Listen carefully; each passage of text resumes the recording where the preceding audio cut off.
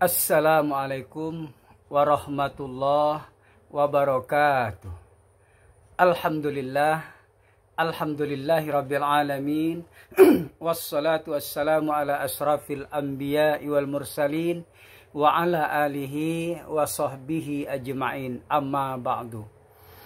Para jamaah yang dirahmati Allah, pada kesempatan ini sedikit kita berbicara tentang sifat Allah yang kedua adalah qidam. Para jamaah yang dirahmati Allah, antara zat dan sifat itu tidak terpisah. Ketika kita menyaksikan zat, maka terlebih dahulu kita saksikan adalah sifat. Zat Allah itu adalah batin, tidak bisa diketahui, tidak bisa dilihat dengan mata kepala. Tetapi untuk mengenal zat Allah, terlebih dahulu kita harus mengenal sifat-sifat dari Allah Subhanahu wa Ta'ala. Sifat itu ada dua, sifat yang wajib dan sifat yang mustahil. Sifat yang wajib bagi Allah itu dirumuskan oleh para ulama tauhid, itu ada 20 sifat.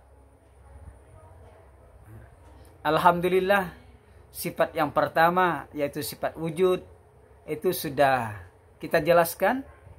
Dan sekarang kita sedikit menjelaskan tentang sifat wajib bagi Allah yang kedua, yaitu qidam. Qidam dapat kita artikan terdahulu, atau yang paling awal, atau tak berawal. Jadi sebenarnya sifat yang 1 sampai 20 yang dirumuskan oleh para ulama tauhid itu adalah syarat dikatakan sebagai Tuhan atau sebagai Allah. Contohnya saja, kita misalnya berkuasa, berkehendak, melihat, mendengar, tapi sayang tidak berwujud, tidak ada wujudnya, maka syaratnya menjadi batal.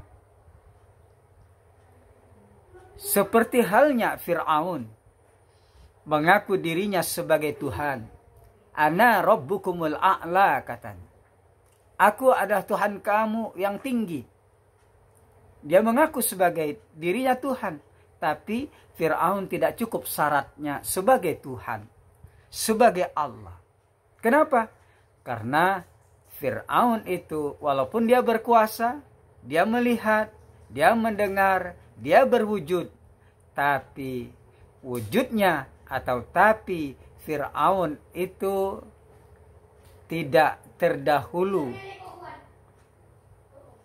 Fir'aun itu berawal.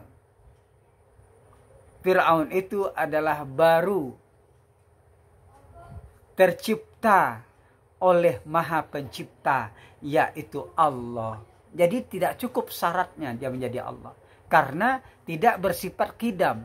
Qidam itu terdahulu, terawal. Tidak ada yang lebih awal daripada dia. Nah, sedangkan Fir'aun dilahirkan berawal, maka tidak cukup syaratnya. Jadi sifat 20 ini sebenarnya barometer untuk mengenal syarat-syarat ketuhanan, syarat-syarat Allah. Dalam agama Islam disebut dengan Allah. Para jamaah yang dirahmati Allah, dalil qidam, dalil yang terdahulu atau yang paling awal, ini terdapat di dalam surah Al-Hadid ayat 3. Huwal awwalu wal akhir wa zahir wal batin wa huwa bikulli syai'in alim. Artinya, dialah yang awal, dialah yang akhir, dialah yang zahir, dan dialah yang batin, dan dia maha mengetahui segala sesuatu. Para jamaah yang dirahmati Allah. Jadi Allah bersifat qidam.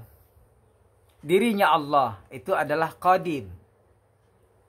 Apabila Allah bersifat qidam, maka jadilah Allah itu qadim namanya. Mustahil Allah itu bersifat hudus atau baru, atau tercipta, atau berawal. Itu mustahil. Yang namanya Tuhan, yang namanya Allah, pasti tak ada awalnya. Para jamaah yang dirahmati Allah. Qadim, terdahulu, yang paling awal, tak berawal, itu ada 4 perkara. Yang terdahulu itu ada 4 perkara. Yang pertama adalah qadim zat. Siapa qadim zat? Yaitu zat yang tidak ada permulaannya. Zat yang tidak ada permulaannya. Tidak ada yang lebih awal daripada dia. Tidak ada yang mendahuluinya. Dia adalah yang terdahulu. Maka dia adalah Allah. Jadi qadim zat itu pada hakikatnya adalah Allah. Yang kedua, qadim sifat. Tidak ada permulaan sifatnya. Begitu ada zat, maka sifat langsung ada. Jadi zat, sifat itu tak terpisah. Allah punya zat, juga Allah punya sifat. Di antara yang dirumuskan oleh para ulama tauhid, ada 20 sifat. Walaupun pada dasarnya sifat Allah itu sangatlah banyak. Seperti dalam Asmaul Husna, nama-nama Allah yang baik, ada 99 nama, itu merupakan sebagian besar adalah sekaligus menjadi sifatnya Allah Subhanahu wa ta'ala. Para jamaah yang dirahmati Allah. Kemudian yang ketiga, itu disebut dengan qadim idhafi, yaitu qadim yang terdahulu, bersandar dahulu sesuatu atas sesuatu. Dahulu sesuatu atas sesuatu. Seperti dahulunya bapak daripada anak. Seperti dahulunya Nabi Adam daripada Nabi Sis. Jadi ini disebut dengan qadim idhafi. Kalau qadim zat, yaitu dahulunya zat Allah daripada alam semesta dan segala isinya. Kalau qadim sifat, dahulunya sifat Allah daripada alam semesta dan segala isinya. Kalau qadim idhafi adalah qadim yang bersandar, yaitu dahulu sesuatu atas sesuatu. Misalnya, dahulu bapak atas anak. Dahulunya bapak atas anak. Dahulunya kakek atas bapak. Jadi ini disebut dengan qadim idhafi.